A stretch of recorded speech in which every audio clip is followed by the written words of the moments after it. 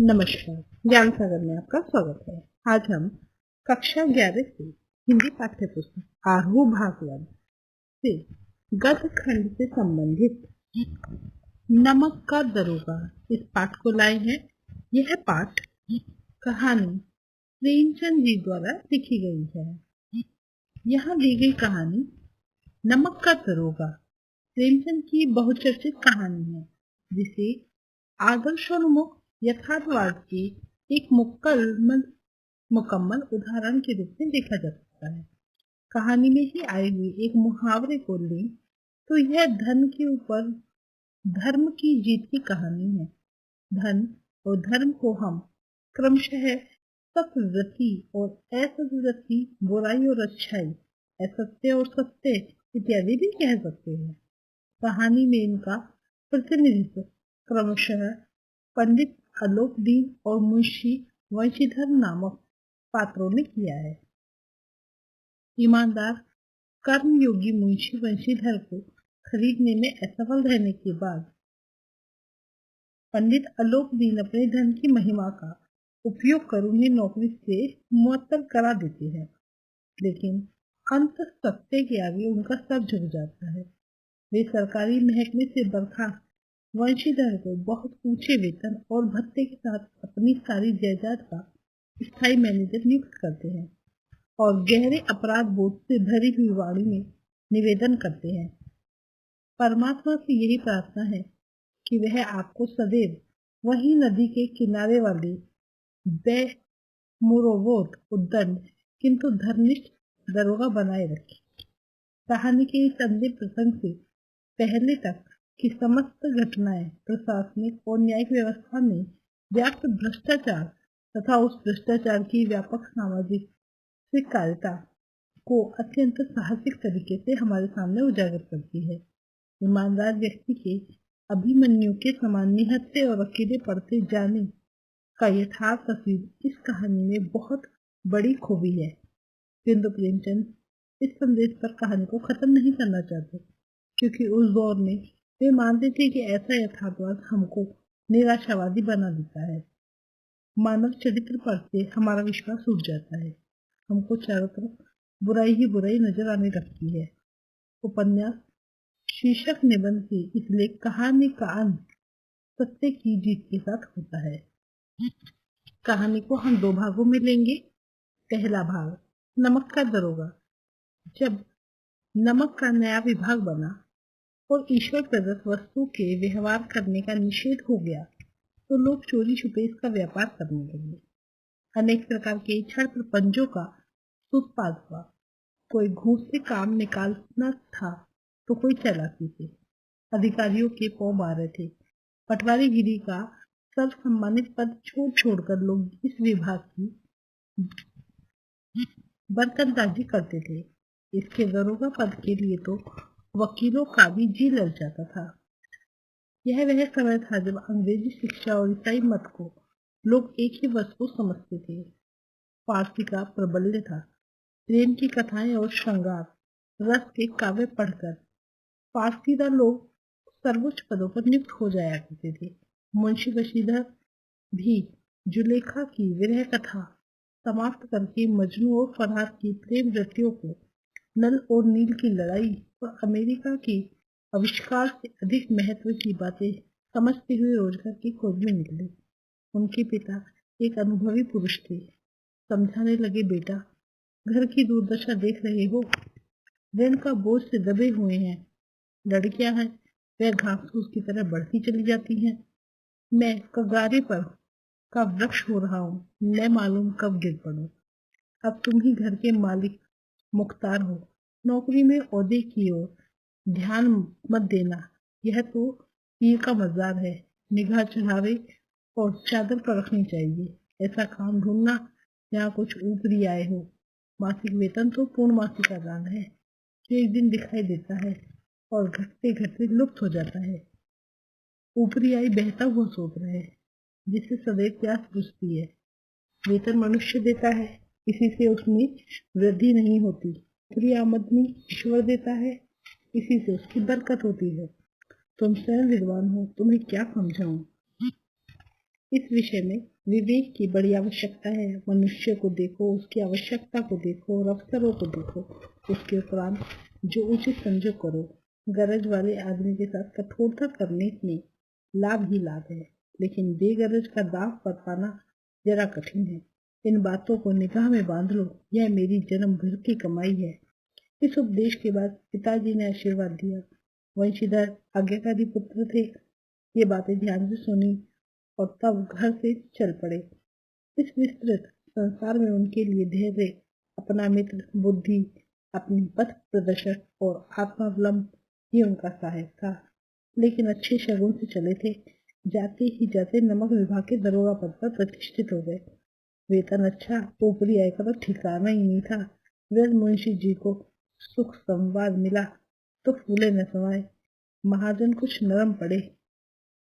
कलवार की आशालता लहराई। पड़ोसियों के हृदय में शूल उठने लगे। जाड़े के दिन थे, रात का समय। नमक का सिपाही चौकीदार नशे में मस्त थे। मुंशी वंशीधर को यहाँ लाए। अभी 6 महीने से अधिक न हुए थे, लेकिन इस समय उन्होंने अपनी कार्यकुशलता और उत्तम आचार से अफसरों को मोहित कर लिया था। अफसर लोग उन पर बहुत विश्वास करने लगे। नमक के दफ्तर से 1 मील पूर्व की ओर जमुना बहती थी। उस पर नावों का एक पुल बना हुआ था। दरोगा जी किवाड़ बंद किए मीठी नींद में सो रहे थे। अचानक आंखें खुली तो नदी के प्रवाह की जगह गाड़ियों की गड़गड़ाहट और मल्लाहों का कोलाहल सुनाई दिया। उठ बैठे। इतनी रात गए गाड़ियां क्यों नदी के पार जाती हैं? अवश्य कुछ न कुछ गोलमाल है। तर्क ने भ्रम को पुष्ट किया। वर्दी पहनी, तमंचा जेब में रखा और बात की बात में घोड़ा बढ़ाए हुए पुल पर आ पहुंचे। गाड़ियों की एक लंबी कतार पुल के पार जाती दिखी। डॉक्टर पूछा, किसकी गाड़ियां हैं? थोड़ी देर तक सन्नाटा रहा। आदमियों में कुछ कानाफूसी हुई। तब आगे वाले ने कहा, पंडित अलोपदीन की। कौन पंडित अलोपदीन? दातागंज के मुंशी वंशीधर चौके। पंडित अलोपदीन इस इलाके के सबसे प्रतिष्ठित जमींदार थे। लाखों रुपए का लेन देन करते थे। इधर छोटे से बड़े कौन ऐसे थे जो उनका ऋणी न हो। व्यापार भी लंबा चौड़ा था। बड़े चलते पुरजे आदमी थे। अंग्रेज अफसर उनके इलाके में शिकार खेलने आते थे और उनके मेहमान होते। 12 मास शराबरस चलता था। मुंशी जी ने पूछा, गाड़ियां कहाँ जाएंगी? उत्तर मिला, कानपुर। लेकिन इस प्रश्न पर उनमें क्या है? सन्नाटा छा गया। दरोगा साहब का संदेह और बढ़ा। कुछ देर तक उत्तर की बात जो होकर देखकर वह जोर से बोले, क्या तुम सब गूंगे हो गए हो? हम पूछते हैं इसमें क्या लगा है? जब इस बार भी कोई उत्तर न मिला तो उन्होंने घोड़े की एक गाड़ी से मिलाकर बोरे को टटोला। भ्रम दूर हो गया। यह नमक के ढीले थे। पंडित अलोपदीन अपने सजेले रथ पर सवार कुछ सोते कुछ जागते चले आते थे। अचानक कई गाड़ी वालों ने घबराते हुए आकर जगाया और बोला, महाराज, दरोगा ने गाड़ियां रोक दी हैं और घाट पर खड़े आपको बुलाते हैं। पंडित अलोपदीन का लक्ष्मी जी पर अखंड विश्वास था। वह कहा करते थे कि संसार का तो कहना ही क्या, स्वर्ग में भी लक्ष्मी की राज्य है। उनका यह कहना यथार्थ ही था। न्याय और नीति सब लक्ष्मी के ही खिलौने हैं।